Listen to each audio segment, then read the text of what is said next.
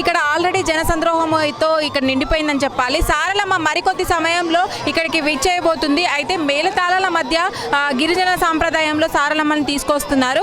ఇప్పటికే ఇక్కడ అందరూ కూడా సారలమ్మకు స్వాగతం పలకడానికి వేచి ఉన్నారని చెప్పాలి. అయితే మీరు చూస్తున్నట్టయితే ఈ బారికేడ్స్ మొత్తము జనాలు లోపలికి రాకుండా, అంటే భక్తులు ఒకేసారి రాకుండా ఊరేగింపుగా వచ్చే సారలమ్మను ఆహ్వానించుకునేటట్టుగా ఇక్కడ ఏర్పాటు చేయడం. అత్యాధునికమైన టెక్నాలజీతో ఫెర్టిలిటీ ట్రీట్మెంట్ అందిస్తోంది మెడిసి IVF జరిగింది.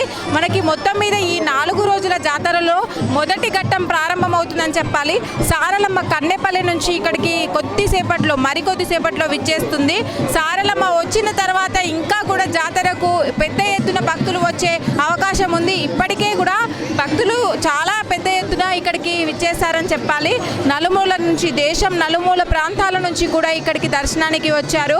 అయితే ఇప్పటికే లోపల కూడా అన్ని ఏర్పాట్లతో వాళ్ళు స్వాగతం పలకడానికి సిద్ధంగా ఉన్నారని చెప్పాలి. మున్సిపాలిటీ అయితేనేం, శానిటేషన్ అయితేనేం, ప్రతి ఒక్క సంస్థ కూడా, పోలీస్ డిపార్ట్మెంట్ కూడా ఇక్కడ పర్యవేక్షణలో నడుపుతుందని చెప్పాలి. ఎవరిని కూడా అనుమానాస్పదంగా ఉన్న ఎవరిని కూడా లోపలికి రానివ్వట్లేదు.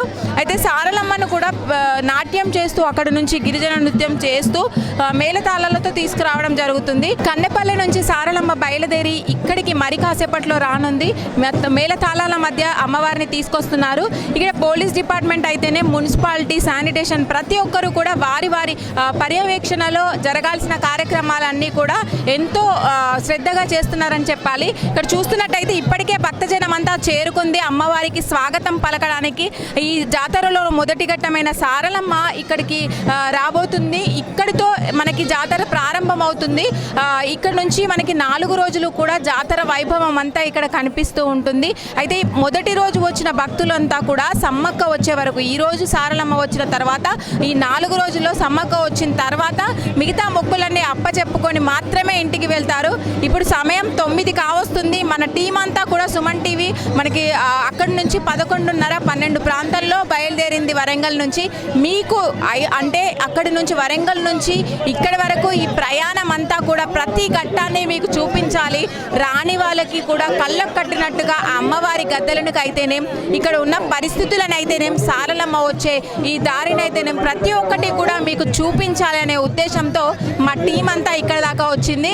అయితే ఇవన్నీ చూసిన తర్వాత కూడా మనకి జాతర అంతా కూడా ఇక్కడ మొదలైతే సారలమ్మ రావడం జరుగుతుంది. ఈ సారలమ్మ ఘట్టం అయిపోయిన తర్వాత మీకు మొత్తం కూడా విజువల్స్లో చూడొచ్చు మీరు. ఇక్కడ నుంచి జాతర ప్రారంభం అవుతుందని చెప్పాలి.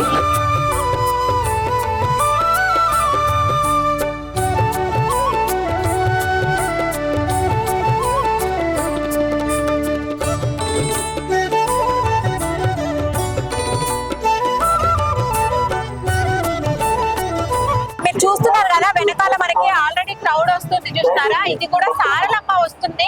అయితే మీరు చూడొచ్చు ఎంతో పెద్ద ఎత్తున జెండాల రూపకంలో సారలమ్మలు తీసుకొస్తున్నారు. అయితే గిరిజన సాంప్రదాయం ప్రకారంగా వాళ్ళు కన్నెపల్లి నుంచి సారలమ్మని ఇక్కడికి తీసుకొస్తారు. ప్రతాపరుద్రుడి దాడి తర్వాత సారలమ్మ కన్నెపల్లి వరకు వెళ్ళి అక్కడ చనిపోయింది అనే నానుడైతే ఉంది. అయితే పురాతనంగా ఉన్న మాటల నుంచి తీసుకున్నట్టయితే సమ్మక్కకి కూతురైన సారలమ్మ మేడారం జాతరకు విచ్చేస్తుంది. 2 ఏళ్ల కోసం ఒకసారి వచ్చే ఈ మేడారం జాతరలో సారలమ్మ ముందుగా ఇక్కడికి రాబోతుంది గడ్డ మీదకి. అది కూడా వారి సాంప్రదాయం ప్రకారం, ఏదైతే గిరిజనుల్లో ఒక వంశస్థులు ఉంటారో వారి సాంప్రదాయం ప్రకారంగా ప్రతి 2 ఏళ్లకు ఒకసారి ఇక్కడికి ఆ సారలమ్మ అనేది మేళతాళాలతో ఇక్కడికి తీసుకొస్తారు. అయితే సమ్మక్క కూతురైన సారలమ్మ మొదట ఇక్కడ గద్దెకు చేరుకుంటుంది. ఇప్పటి వరకే భక్తులు పెద్ద ఎత్తున ఇక్కడికి విచ్చేసినట్టుగా మనకి అర్థమవుతుంది. కాకపోతే ఈ ప్రారంభం ఇక్కడి నుంచి మొదలవుతుంది జాతర అని చెప్పాలి. ఇక్కడ ఉన్న ఈ గ్రామంలో ఉన్న బొడ్రాయి దగ్గర ఏదైతే ఉంటుందో అక్కడికి ఫస్ట్ అమ్మవారిని తీసుకెళ్తారు. సారలమ్మని అక్కడికి తీసుకువెళ్ళి అక్కడ పూజ చేసిన తర్వాత మళ్ళీ తిరిగి ఇక్కడికి సారలమ్మని తీసుకొస్తారు. ఇక్కడ తీసుకొచ్చిన తర్వాత మళ్ళీ మేళతాళాలతో అక్కడ ఉన్న గద్దె దగ్గరికి తీసుకెళ్లడం జరుగుతుంది. వచ్చేటప్పుడు కూడా మీకు చూపించే ప్రయత్నం అయితే చేస్తాము, రండి.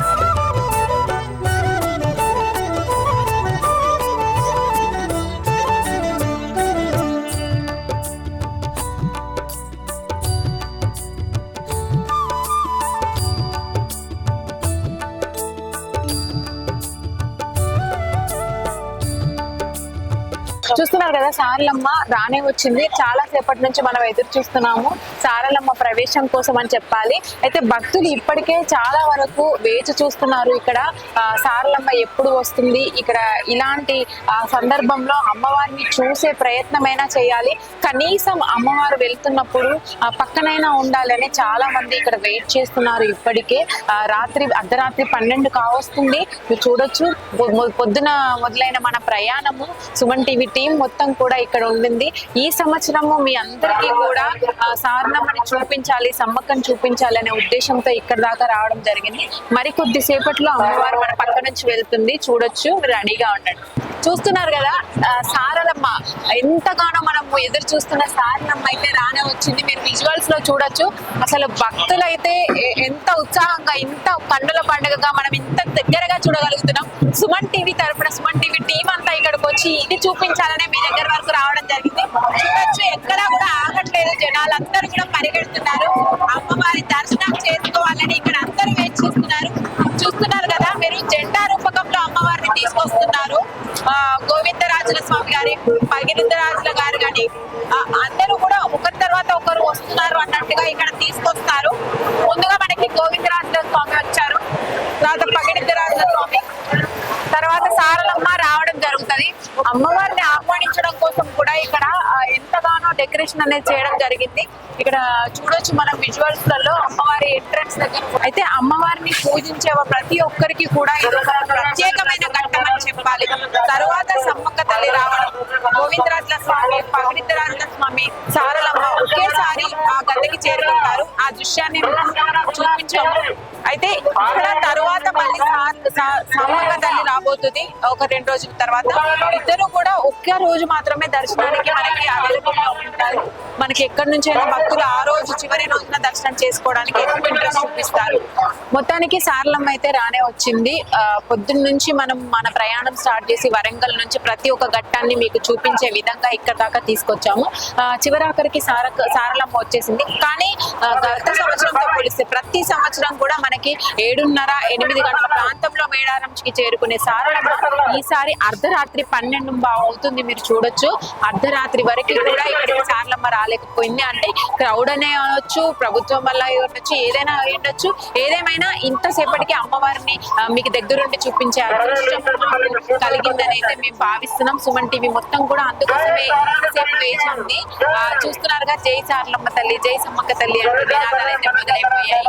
మొత్తం మీద జాతర అయితే ప్రారంభమైంది. ఈ సారలమ్మ రాకతో, పగిడిద్దరాజు, గోవిందరాజుల రాకతో జాతర ప్రారంభమైంది. మరో 3 రోజులు ఇలాగే జాతర కొనసాగుతుంది. సమ్మక్క గారు కూడా 2 రోజుల తర్వాత మళ్ళీ చిలకల నుంచి వస్తారు.